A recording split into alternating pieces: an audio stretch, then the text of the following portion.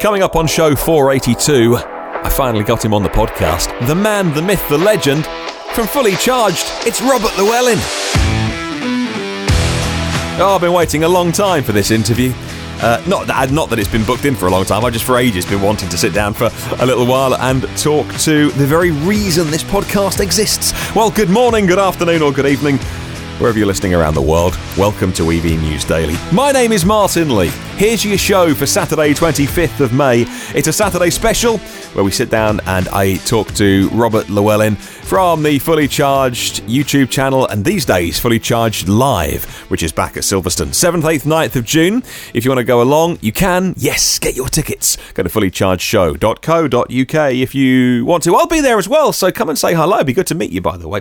Anyway, on today's podcast, we are talking to Robert about his lycra pants, which he no longer wears, how both our wives get hangry, and delivering suspect packages.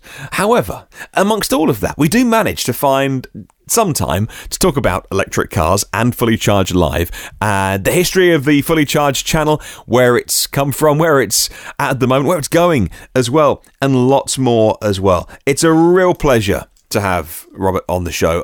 Like I mentioned at the beginning, the reason this podcast exists, because before I was podcasting about EVs, I was boring my wife, and she got to the point of being like, you've got to stop talking about electric cars. I thought, okay, well, I'll start a podcast and I'll talk to you instead.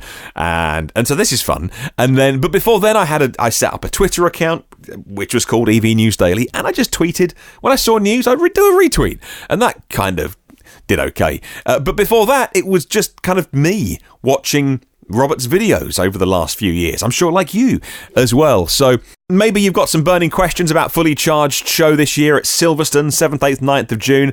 If you are coming along, like I say, looking forward to seeing you. But maybe if you've been thinking some questions about the event, chances are I might well ask him about it in this show. So listen to the end, and then when you get to the end, pop me an email, let me know what you thought of today's show, and always what we can do to improve, and who you'd like to see on the podcast next. But anyway, let's get on with it. And we begin by a little bit of reminiscing, where last time I saw Robert, we were both at the UK launch at a Tesla showroom of the Model 3. Very early in the morning. We were the first two there. So let's crack on with the show. Welcome back to the podcast, Robert. Thank you. You were on once before when we met at a Tesla thing. It was the Model 3 unveiling. The Model 3 unveiling. London. Yes. That was great. That was good, yeah. But surprisingly quiet. Well, we were there first thing in the morning. Yes. But then I saw the pictures online and everyone was turning up, and it really blew people away the first time they saw. Yeah. But that wasn't the first time you'd seen the car. No, I'd seen it in... Well, the most embarrassing thing was I'd leant against it at the LA Motor Show, kind of going, I need to get further to take a picture of the Jaguar I-Pace that had just been announced there. And because the front, I only glanced at the front, the Tesla stand was there, I'd seen it, talked to people on the stand, and there was Model S's, Model X's, and the front of a Tesla Model 3 isn't entirely dissimilar to the Model S. You'd think someone who's spent as long as I have looking at electric cars, you would have noticed. So it was only one after I'd left and someone posted a picture, I went, oh my God, that was the first Model 3 I didn't see, because I didn't look at it. But then I had seen it since then in the United States, and I've now driven one a long way in Denmark, Sweden, and Norway. Yes, yeah, which was an episode on Fully Charged, yeah. And super interesting. And that all culminated in you, anyway, a charger and a fast charger, and here in Europe, of course, CCS. I always get complaints that we talk about Tesla too much on my podcast, and so I've started by talking about Tesla. Fatal. Sorry, everyone. Well, look, congratulations on the second year of Fully Charged Live. Yeah, well, it hasn't happened yet, but it's looking good. It's looking good. When you came out of last year, was this year nailed on to happen? We were pretty sure we were going to do it. We didn't know the exact dates, I suppose, but we were pretty confident we were going to do it, just because last year's was such a big success. And also there wasn't so much the numbers of people there, but their response was so positive. So if everyone had come along and went, that is the most rubbish weekend, I can't believe it, I'll never get those 2 days back, which is a common YouTube comment. I'll never get that 20 minutes back. But really positive response. What was great was the amount of people who came who didn't own electric cars. I kind of had the fear that it would be the it was fine. There's nothing wrong with the hardcore EV community. If anything, they're fantastic. But we wanted to kind of reach beyond that. And the majority of people who came were driving combustion cars and were interested. And that was what was really good, was that there was that interest across the board, a much wider range of people interested in all the other tech and all the other stuff was equally important as the cars. That's always been a key driver of mine. Is it's not just about the cars. There's a lot of other things that are coming out of that technology that are equally important. And that was what you pulled off last year was impressive. There's an interesting story about how quickly your fixer, Dan, was telling me this, that it was pulled together in such a short period of time last year. Yeah. No, Dan is an extraordinary, he's my hero. Extraordinary. And my two heroes are basically Mark, who's helped with shooting and editing, and Dan, who's done that. So when people say, "Oh, you're doing really well with Fully Charged," I go, I just stand there, the actual people who make it happen. So if I organised a live exhibition, I mean, in a way, I maybe should do one, a small one in a village, because it will be comically rubbish. There'll be an old Renault Zoe that's covered in mud in the corner, and then me with a flag going, "Yeah, welcome to the show." So Dan has done an amazing, a real high-end professional job organising this show, getting all these hundreds of different disparate elements involved. All the car companies, the renewable energy companies, the power companies, the talks. I mean, how he organises all that is extraordinary. It's really hard work. But last year he did it as a part-time job, so it really was a tremendous achievement to get that. We've had a full year to get ready for this year. Yeah, we've had a bit longer to organise it. Yeah, bigger, better, longer. Bigger, better, longer. And test drives are that was the thing that everyone asked for. Right. So we've really tried to respond to what the audience wanted, and it's actually proven to be one of the hardest things to do. Right. Because, you organise a test drive for 10 people around a track with Renault. Easy. It's not a big deal. And you take turns, you go. You organise it with 6, 7 manufacturers, the health and safety around the track, the marshals you need to make sure that the cars as they go out on the track aren't going to knock down anyone. It's all have to be fenced off. It's an enormous logistical problem, and actually one of the least problematic parts, which is what we all worried about. Oh my God, we've got to recharge the cars all the time. We had the classic ignorance error that most people who've never driven an electric car, you think, you've got to charge it. When we worked out how many times they'll go around the track in a day, just the logistics of getting someone in the car, tell them how it works, drive around the track, come back, they're not going there very far. The cars don't need charging. They'll be fine. They'll be able to do all the trips we need, and we'll charge them overnight, in between, as the show's closed. And that has been really interesting to discover that we assumed that there would have to be an iPace plugged in every 10 seconds to make it have enough to get. They're doing 3 or 4 miles. It's nothing. So Wow. It's easily done. If you're listening to this and getting excited now about driving cars, what's the Patreon supporters? So Patreon supporters, this is proved, this is why I've picked the test drives as being the complicated thing. The Patreon supporters will receive an email this week. This week? They'll receive an email this year. Yes. Before the show. Before the show. Probably. But well before the show. Yeah. To explain the details of it. So we were trying to do pre-booking, like online pre-booking. It's incredibly difficult because of legal things, because you have to have your DVLA, your thing when you click on it and you get a form and you send that. Of course, when you hire a car. When you hire a car, to do that, or if you get given a loan car, all that stuff. I mean, I do it all the time for, press car loans. So you have to do that before, and it's so difficult to get all that stuff. So you bring that with you and your driving license, and then it's fine.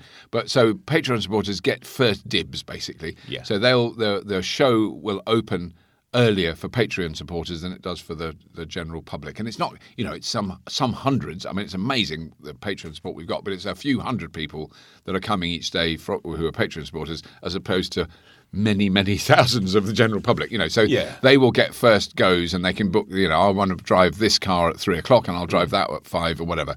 And they can book that there. So they get first choice on that before, and then later on the bookings will open for everyone, because each individual car company has to do the bookings for their cars themselves. We can't have a central booking lobby. Right. Okay, that's how it works. And this is one of the things that when I talk to people, and there's so many things you could say about EVs, the one thing I always try and distill down is, have you driven one? Yeah. If not, drive one. So, a sample size of one, personal story.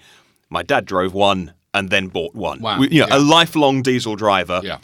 Went to an experience day in East Anglia, drove one, and then an i3 is on his driveway now, and the diesels are sold. Yeah. So just get somebody in the car. They'll understand. Because so many people who listen to your podcast and watch your show, they're EV curious. Yeah. And they're like, well, I think I'm ready to jump. But go along to the show if you can, and have a drive of the cars. So this year, 7th, 8th, 9th of June, over 3 days. Yeah. A fascinating stat from last year. Everyone turned up in the first couple of hours. Yes. Yes. Like one of the things you can't predict when you put on a show. Yeah. And okay, so what should we do? And you had everything's covered off. Yeah. And then everyone turns up at the beginning. So you would quite like people to come on the Friday, if possible. Come on the Friday if you can, or come because there's a lot to see, but you have plenty of time. Say if you didn't come at 10 o'clock when we open, but 11. It's fine. You know, what will happen is you'll get in quicker, and you'll be able to see everything, and you can relax and have your lunch. Or, you know, come incredibly early, wait at 6 o'clock in the morning. No, don't, because someone's going to do it. And leave at midday. But, you know, what will happen is it would be great to spread out. I think there's not much we can do about it. I mean, I think that's just the nature of the beast. And because there are talks on all day, they're a bit more spread out now. The other really good thing about the talks is they're in dedicated theatres rather than in the general exhibition halls. Because often I was on stage, I couldn't hear what was going on. It was very noisy, it was very crowded. So we've got two special theatres now, the Giga Theatre and the Mega Theatre. But so there's nothing else going on in those rooms, so they will be more like a lecture hall, and those will be a lot easier to manage and to deal with, you know, people will be able to hear what we're saying, which is great. So right from the beginning, when you turn up and park, by the way, no charging, don't charge a car, you can't charge a car. No. But if you came last year, you know that. And then shuttled in an EV. So not just the Tesla lot, but my lot, the Zoe lot. Yes. Helping out this time. And electric buses. If I was there, I'd go on the bus because I want to have a go on an electric bus. Where are they from? Through sign language, we're being told Big Lemon. You won't want to know what he's doing. Oh, that's interesting. Yeah. Oh, and they've been on your video channel before, right? I've interviewed them. We need to do an episode about them. I'm thinking of someone else. On the long list of they're on the long list of things we haven't done. Yes, of which these days you are boating and driving rubbish lorry. What am I meant to call rubbish lorries? What are they called? Refuse collection RCVs. Yes. Refuse collection vehicles. Yes, but because it was a converted diesel engine that burns on hydrogen and a mixture of hydrogen and diesel, got a lot of. I love it. Yes. A lot of interesting comments because there are electric ones. The thing is getting access to that because there is an electric one in the City of London, but we can't get the people that we need to get to say, come and have a look at it. You know, so it's always down to what we can get hold of when we're there. So there are loads of electric. There's going to be electric ones as well. But I quite like that, particularly with commercial vehicles. You've got it already there. It's already running. You do something that makes it better. You can retrofit it. You're not throwing away a perfectly usable machine that picks up dustbins, you know, so that's quite an important thing. But it is a kind of transitionary step, if you like. Yeah, I like that. Looking, the journey. The journey that it's all about the journey, isn't it? Not the destination. Life is a journey. It's the journey. And looking back at your channel, which wasn't your first YouTube channel, but the Fully Charged channel, where it all started, I'm guessing you and a tripod and filming, no camera operator. No, not just. I mean, I think the pilot episode that I made, which was sort of like to see if anyone's in the least bit interested. And actually, when I look at that pilot episode, I'm so embarrassed. No, but it was because Tesla let me have a Roadster for a weekend. My nephew, Ben Allen, is a wonderful cameraman who now works with Bear Grylls. He's worked with Gordon Ramsay. He worked all over the world, very successful, but he was still sort of fairly young then. So it's about 10 years ago we shot it. So he did shoot the first one for me. He helped do that. But since then, I did a load where I actually saw a little chat I did with a couple of people recently, and you can see the wire from my clip-on microphone just dangling at the bottom of the shot as it goes into the camera. I mean, I had no wireless mics or anything, and it was pretty crude. Right. And then it was really meeting Mark about 4 or 5 years ago, who first contacted me saying, "Do you want some help learning how to use Final Cut Pro?" The subtext of being, because you clearly haven't got a clue from what I've been seeing. And he was teaching in a college in Bristol post-production stuff. So he was really good at it. And he's full-time with you He's now full-time. And he has a team. And, I mean, look, what he makes is... It's remarkable, if you watch shows like The Grand Tour or something on Amazon, where Amazon have gone, here is... unlimited sacks of money. Yeah. And then what he makes is comparable. Yeah. Just stunning. Well, a very good friend of my wife's daughter, so wait a minute, a good friend of my wife, that's right, yes, that's correct. So a very old mate of hers in Brisbane's daughter is the production manager on the Grand Tour. And we had dinner with them in Australia this year. She was on holiday in Australia. She lives in the UK. Well, she doesn't live here because she's all over the world with them. But anyway, she was asking what the budget was for one particular episode, and I can't quite remember. I think it was the Volkswagen Beetle electric classic cars. The first time we did them, the lovely red Beetle, and we drove it through the mountains of Wales. And she said, what was the budget on that? And I went, there wasn't one. She said, well, there must have been. No. So it was like a couple of £100. And she said if that had been on the Grand Tour, it would have been between £100,000 and £200,000 budget they would allocate to shoot that sort of thing. And you think, oh, wow. My God, it just is obscene. I mean, she sent me a fantastic photograph of her in a helicopter. A selfie. Yes. Her hanging onto a strap, leaning out of the door of a helicopter. Beneath her was another helicopter, and beneath that were 3 cars driving across Namibia, which was those guys. So there were 2 helicopters following them. And you only have 1 helicopter on your show. Generally, I mean, I fly in to do a podcast in a helicopter, electric helicopter. Of course, but then you'll get to 2 one day. If you work really hard, if you're good. So we are looking forward to the show, and Fully Charged Live is going back to Silverstone, which of course is synonymous with burning things and racing around in circles. And of course you're taking electric cars there, but a great venue to go to. It's easy to get to if you're listening wherever you are in the country. If you're flying in today, great location as well. It's a good location if you've got a car. I mean, that's the one. I think the one drawback. The public transport. that is a drawback. It is definitely it's a drive car share. It's a. If you've got some buddies that are coming along as well. But that happened a lot last year. I'm sure it will this year. There were a lovely community somebody did say on Twitter the other day, I'd love to come, but is there any car sharing? And we were sort of saying, well, there's not anything organised. And then I saw about an hour later, mate, I can pick you up at such and such a station. What time do you get there? We'll make sure we're there in our Tesla Model X. You go, oh my God, isn't that amazing? That was nothing to do with us. That was the community working out themselves. So. Community, that's the word that the people who listen to this podcast, and I read the comments on your channel. It is a group of, like-minded people sounds like a big love-in, but it's a very positive place to be, because otherwise the Twitters are a really horrible place to be. It can be quite unpleasant. No, and I think we're very blessed. I think we get amazingly positive comments. I love the fact that people criticise, it's usually me, let's be honest, it's very rarely Johnny, for making classic tragic errors in my presenting.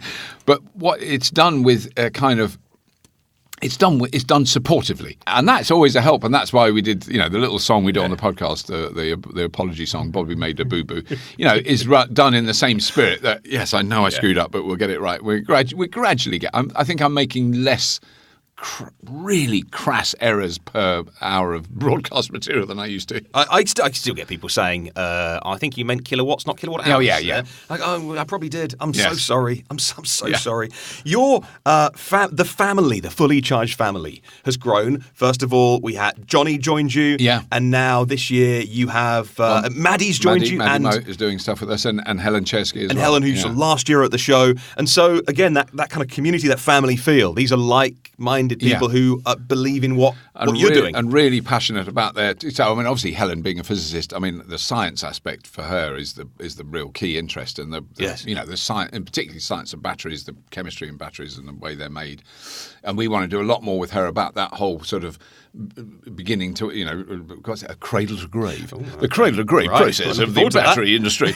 But, what we can do with them at the end of life, how much of the material we can really recycle and all that stuff. And that is the good thing about not having a budget to be able to pay for that straight away when we want to do it is that technology has developed even in the last year. There are now systems that are being tested and run with tons of old batteries. Yeah. They're like 96, 97% of all the material in the battery is reusable. And this is the one that really gets me, because I had just heard this at a conference earlier this year. The latest tests have shown that the materials that you get out of an old battery, when they're cleaned up, repurposed, put in a new battery, function better than the original extracted materials out of the earth. Really? Yeah. What? And I can't go into the technical. Okay. If only the guy was there. I've got his name, and I want to interview him on the podcast. Right. But it was the early experiments they've done is they're getting more efficient batteries second time around with those materials. Wow. Oh, my goodness. And that was the great thing that one of the geologists who stood up and he said, this was a battery minerals, it was a minerals extraction investment fund conference. Right. Wow. One of the more obscure gigs I've been to, but Sounds like a amazing barrel people. But one of the people they had speak. So I spoke there from the point of view they wanted the consumer voice. Right. So I said, Yeah. as a consumer, I'm fascinated by how many kilowatt hours you can produce. Yeah. But one of the speakers was a geologist, and I can't use the full quote because it contained an obscenity, but he said, we're not going to run out of lithium. No. That's the first thing he wanted to say. Yeah. And then he talked about cobalt, very different issue, but also the materials that are going into modern batteries are changing all the time, that you can't say, oh, God, we need so much lithium, because it's quite possible there'll be something else. There are already batteries functioning with zero lithium and zero cobalt. Yeah. So, it's very hard to kind of say this is the problem. Whatever the problem is now, it'll be a different problem in 5 years' time. Might be worse, but it won't be the same. Weren't you going to put a new battery in your Leaf? Did you ever do that? Yeah, no, well, no. It's so difficult because now Stuart, one of our lovely cameramen editors, is driving my Leaf. Yeah. And he's just obsessed with it. And it's not got a terribly good range. And he wants to drive it from Bristol to Liverpool to go and see his mum and dad. And I went, you could do it. No, yeah. But you'd have to stop at every single services. And I was just thinking, I wouldn't do that now. And he's mad keen to do it. So, I mean, it still works. And it's that difficult thing to know, when is that a sensible thing to do? And it's slightly, if I could get it to Amsterdam, which would take some time. So I was then thinking, can I tow it to Amsterdam with a Model X? Will Tesla let me tow will they lend me a Model X to tow the Leaf? We know they're putting tow bars on Model 3s now. That's been confirmed for the UK. Oh. £900.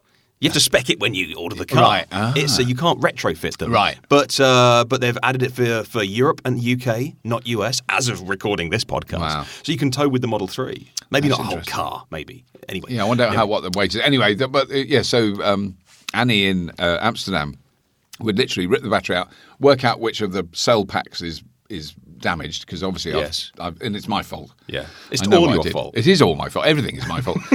But they would replace it, and for kind of very little cost. But it's just the question of going, I've got to get it to Amsterdam. I mean, that's the downside of it. Okay. Well, never say never. Yeah. I'm sure there'll be plenty of battery talk at Fully Charged Live on the 7th, 8th, 9th of June. If you were listening to this pre-show, you can go to fullychargedshow.co.uk and find out more about tickets and all the attractions. There is so much happening this year, from the test drives, like you say, the talks. How many of those sessions? Over 30? Over 30. Over 30. Over 30. Over 30. Not under 30. No. That would be less. That's over 30. The golden number, over 30. You can even win a car for a year. You can win a car. What? Free car for a year. And a car that no one can get, a Hyundai Kona. No one can get one of those. No one, literally no one. Prince Charles wants one. He can't get one. No, you can't get one. You've got a Model 3 on order? I've got a Model 3 on order. It definitely won't be here by the time of Fully Charged Live, but there will be Model 3s there. Yes. We are having, Tesla have confirmed that they will be bringing some Model 3s. What spec they are and whether they're left-hand drive or right. I mean, if they're right-hand drive, I'm going to be like literally licking them and drooling all over them. Yeah. I have to, I apologise to everyone for boring them about what I eat these days, because I've given up the meat and the dairy and you've done much better than me. Well, I have a cup of tea. I won't kill myself, beat myself down for that. But I do bore people with it now, But when people come along to Fully Charged Live, catering's me all sorts. Catering, so for everyone. We're catering for the full range of dietary needs. So there's definitely gluten-free options, because my wife is celiac, so I'm very aware of the impact that gluten can have on an individual. Because the danger of my wife is when she gets hangry. Oh, no, mine too. That's quite weird. She got hangry yesterday, and we were getting on really well, and we were out for a long walk with some mates, and she said, and something snapped, and I went, and I said to the people I was walking with, she's getting hangry. I better get up.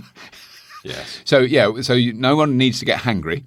So there's vegetarian, vegan, and probably some minced animal of some nature. Wonderful. You like eating other beings. Let's talk about your mission. So earlier this week at Utility Week Live, which is more interesting than some people think that might sound like, you said that your mission these days is to combat FUD. Well, it's become that, really, because... Is that just, have you taken on that role now? No, not at all. But I mean, it's something that I've become sort of increasingly aware of, and you can kind of sense it. So I could read an article in a newspaper magazine that was critical about electric vehicles or their notion of them and the transition. And I go, that is a really important point. That is an absolute challenge. I mean, certainly cobalt extraction. Yeah. If you're going to drive a car that's more ethically aware and environmentally aware, but the materials have been dug out of the ground by a kid in Africa, shut up. Yeah. Drive a diesel and get over it. Yeah. And then you find out the reality. And so there is an absolute legitimate story there that Amnesty International uncovered that, and the Chinese are involved up to their necks. It's not good. But actually, when you look at the details, and this came from Amnesty International, it's less than 1% of global cobalt supplies are extracted in that way. Because there's massive Chinese open-cast mines digging up cobalt in the Central African Republic. There's no kids working there, and they're big diggers, and it's an industrialized process, and that's where the vast majority comes from. Oh, right. So it's how you spin that story, and when you see that story that all electric cars are made of cobalt that is dug up by children, you go, well, they're not all made of cobalt. They use some. Less than is used in a mobile phone. Small batteries in mobile phones use a higher percentage of cobalt. That's an important thing. Tesla are developing a zero cobalt battery, which I think they're almost there already. So that battery chemistry is changing. The actual case is the same, but what's in it is changing constantly. Wow. So that stuff is going down. So then you go, wait a minute, here's some FUD. All the power comes from burning coal. In Poland, even in Poland, who burns just about the most coal of anyone in Europe, they have massive wind farms. Because I said they only burn coal in Poland. 2 minutes later, there's a comment from Poland. I live in Poland and we have a very big wind farm. I can send you pictures. So, but even then, it's just not true. And one, it's not true. And two, it's missing the point that a kilowatt hour of energy that goes into a car is used more efficiently than a kilowatt hour of energy that goes into a petrol car. Yeah. Electric car uses it more efficiently. It goes further. I mean, a kilowatt hour of energy moves a petrol car under a mile. Yeah. And an electric car possibly over 5 miles, Hyundai Kona. So it's and that energy has to come from somewhere. And it comes in a very dense form of fuel that we call petrol. Yeah. But we're wasting. Everybody knows that. Even the engine makers. Oh, well, you are wasting 70% of it as soon as you start a car up. Yeah. Just throw 70. Every I always think that. I'm too mean. Every quid I put into a petrol car, 70p is just burnt. It's wasted. I'm just burning money. I want the 70p back. Yeah. Someone said to me recently, you're a thought leader. I like that. Is terrifying because I can't. Are you terrified? I can barely by that? think. Well, I mean, if I'm a thought leader, that means the rest of the world. We're all following. Oh God, we're doomed. If I'm a thought leader, the human race is doomed. You've been doing I've come to a studio today where you've been. These days, by the way, what happens is people like you get sat in one place, and then you talk to lots of radio stations rather than visiting them all around the country down the interwebs these days. So you've been on kind of mainstream non-EV. Because our audiences are largely EV or EV curious. Yeah. So how do you tailor your spiel for when or what do you talk about when you're talking on a... It's not that different. I mean, I think the thing is that what we were saying today is really that the kind of core message was that public attitudes are changing. It might not be instantly in favour of electric cars, but the general attitude to combustion cars is turning increasingly negative. And we're not talking sort of eco warriors and tofu tree hugging anti-clocks, and I love all those people.